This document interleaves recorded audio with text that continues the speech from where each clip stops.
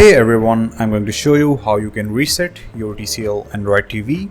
So if you want to reset your TCL Android TV, what you can do is you can go to the top right corner in the settings.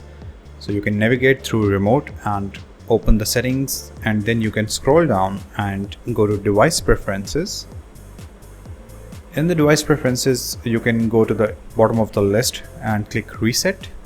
From here it will prompt you to confirm if you really want to reset your TCL Android TV. Are you sure? And this will erase all of your device data and internal storage as well.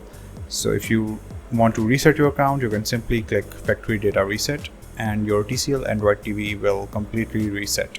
So I hope it was helpful. Thank you so much for watching.